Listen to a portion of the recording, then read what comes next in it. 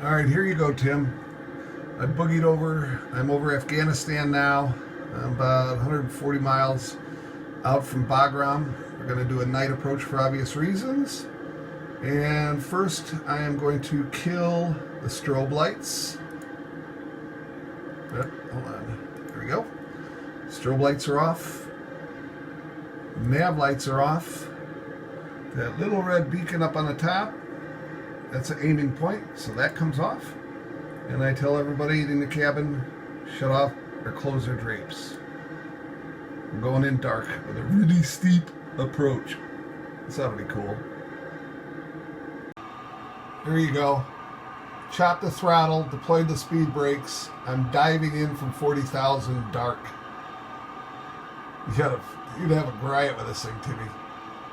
Transponder's off, radio's off, totally dark, totally silent, until I hit the landing lights right at the end. All right, Timmer, I'm better than the ILS automatic approach. This is a totally manual landing at Mandalay International in Myanmar, and I'll let her rip.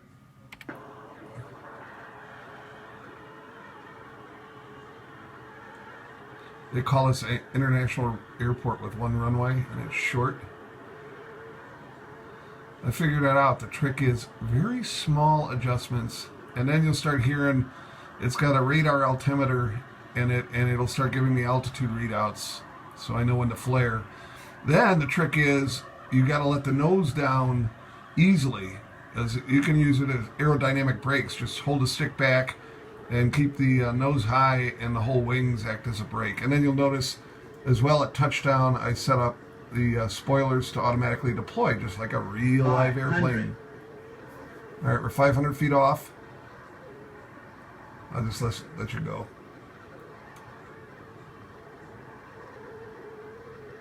$400.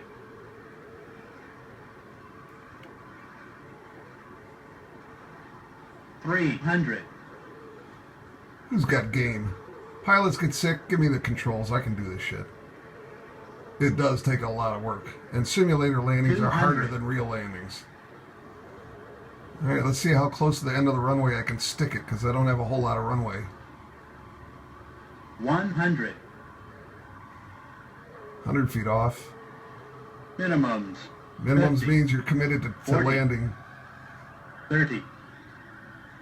20. 10.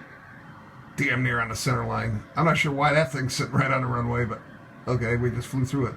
Spoilers come up automatically and slowly bring down the nose. There's nose wheel touchdown. A little puff of smoke there, and then brake it to it stops. Nice. Nailed it. All right, I got one I tried for you. This is leaving Perth, Australia, and I tried a ballistic takeoff, as in inbound missiles, get the president out of Dodge quick. This simulator is fairly damn accurate to the capabilities of this aircraft, which are amazing. Fully loaded, fuel everything for a trip to Melbourne, and you let it stay on the runway a little bit longer till you get more than enough airspeed, and then you pull the nose up and redline the engines, and it's amazing. I was holding 220 knots in this pullout, and wait till you see what it looks like. All right. Get out on the runway as fast as you can. Now nail it.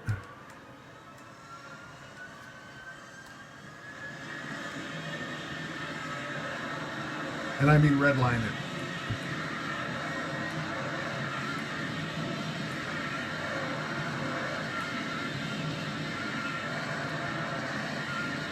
Just went through a puddle.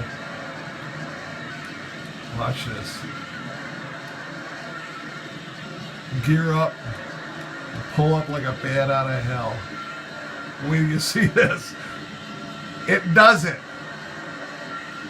You ever see the special on how the takeoff they did with from Florida with Bush after 9/11?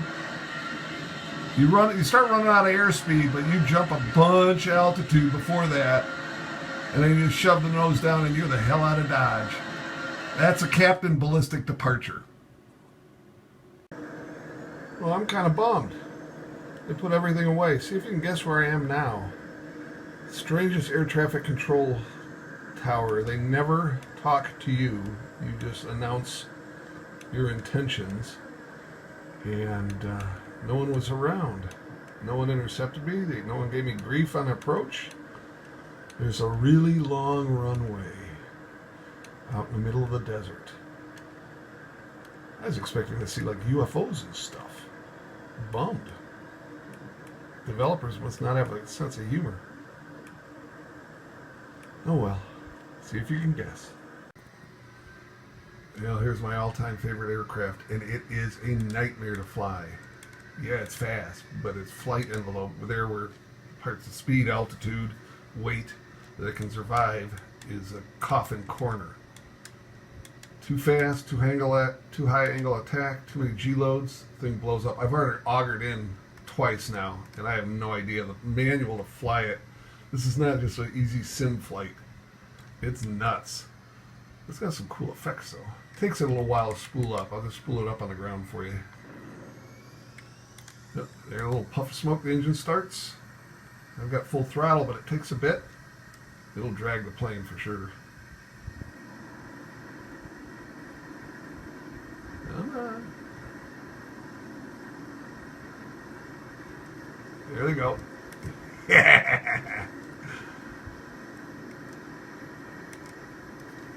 That is pretty cool.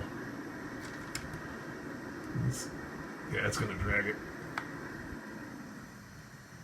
We'll keep trying, but I don't know about this one. Here you go, Timmer. C-130 yanking and banking through the canyons in southern Utah.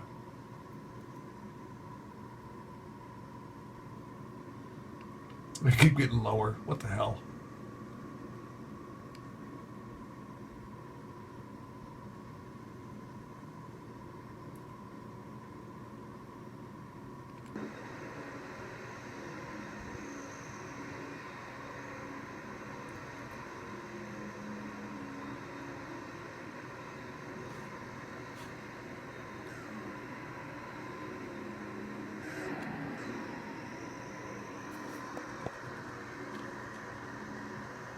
Notice some gnarly ones coming up.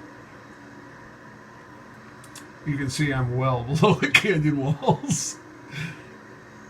When you put this thing in a 90-degree bank, there's not a whole lot of lift keeping you off the ground.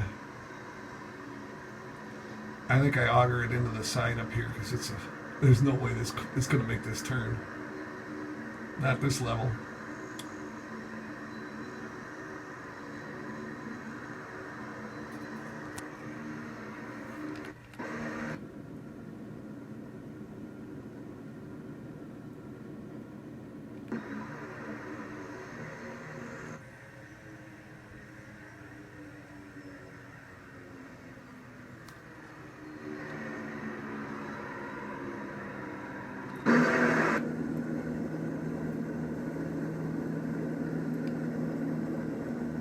Oh, here it comes. Here's a gnarly one.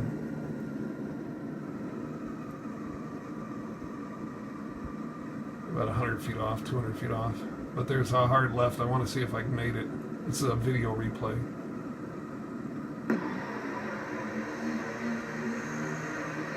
Yeah, that's yanking and banking, dude. Right now, I'm about ready to pull out of this thing and go up over the canyon walls. But just yank back. Pull some G's. Oh, it's getting close. Whoa! Just barely.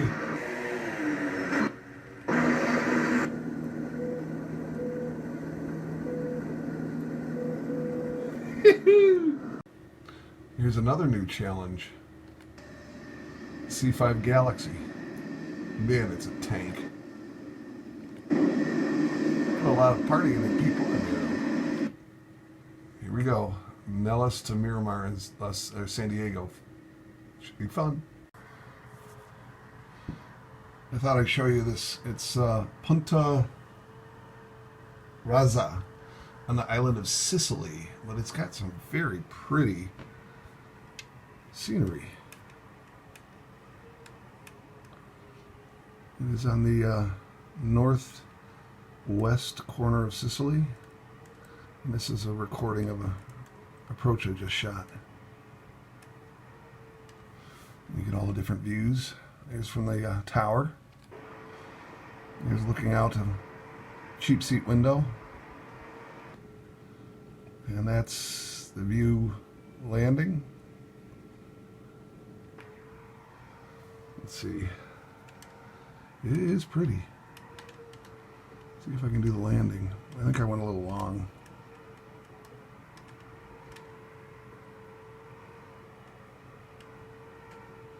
$500. 500 feet altitude. See the little white and red lights? If they're all white, you're too high on the approach. If they're white and red, you're on the glide slope. And if they're red, you're too low. If they're red, you're dead. 300. Great scenery though in it. 200. 100. Minimums 50, 40, 30, Flare up. 20. And ground effect keeps you from getting the runway too quick. 10. And watch the engines open up with thrust reverse. And that is landed.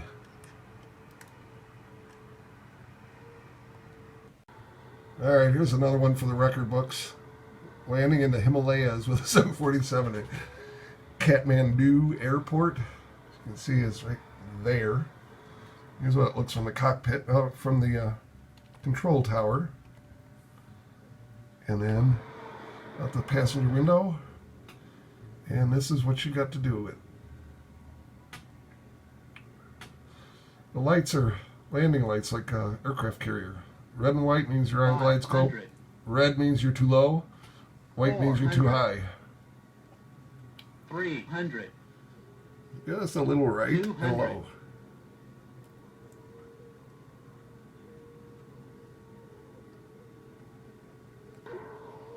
And from the back of the plane. And from the control tower. 50, 40, 30, 20, 10. Nice soft touchdown. Spoilers up, air brakes out. It's awfully high up there. You have to get a little higher landing speed. It's pretty cool though, landing at Kathmandu. Alright, no problems. I landed at Steamboat, landed at Vale, landed at Aspen. Okay, Timothy, I got one for you. This one's too damn realistic. This is your center of gravity fuel control valves, radios, throttles, ATC, GPS navigation, and it takes a while to figure all this stuff out. So you just don't jump into this one. See if you can guess what it is. Right now, we are 76,000 feet at Mach 2.31. What does that? I know you can guess it, Timothy. Let's go to a different view. Yeah, get you some of that, brother. Zoom out a bit. Boom. Yes, you can see the curvature of the Earth at 70,000. You can also see the pilot. I think Timothy Dole's got this flight. Let's see if I can zoom in. There he is. It's kind of tough. Get back up there. There he is. Pretty cool simulation, man.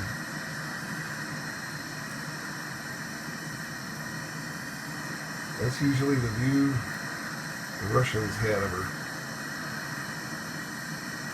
Let's see if I can go to 80,000 and 3 Mach 3. We'll see. I don't know about how much you know about the real SR-71, but it was a two-person crew. And the monstrous engines, the fuel they used was very involatile because they used it as coolant and hydraulic fluid and everything. So to start the engines, they had to have these big dog compressors to spool them up. And then they had about 15 sets of charges of TEK, I think it was, essentially it's ether for the jet engine. So I'm playing around with this thing and go through the startup sequence and get the guys in there, and then they'll pull a gate back and close their bonnets. The amount of realism in here is just incredible. Go back to the back, get a good view, and watch what happens when there. I'll go ahead and start the startup sequence for the engines. Notice you got the I don't know if you can hear it, the diesel engine sounds, the generators. The left one should fire off first. When they get N1 up to a high enough percentage, they'll pop it off. There it is. Now you get the jet sound, and the little thing goes down. Now this generator is going to kick in.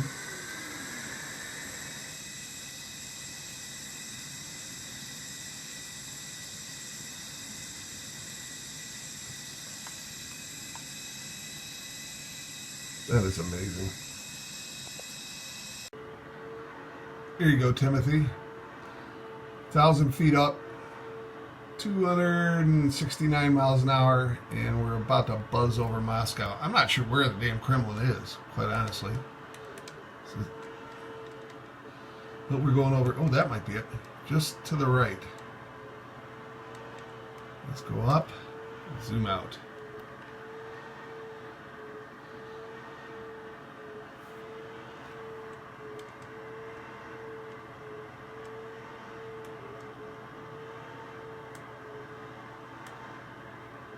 We're pretty low.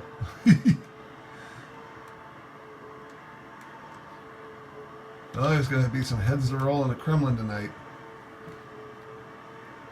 But that's the kind of detail you get down low in these cities. Like I said, I have no idea where the Kremlin is. I just went through downtown. Oh, that's it! I think. Them walls. Maybe it's a church in there. I don't know. It's over here. They actually got a couple of high-rises. Japanese probably built them for them. Alright, on to Bagram. I'm going to shoot that during the day, because there's no ILS.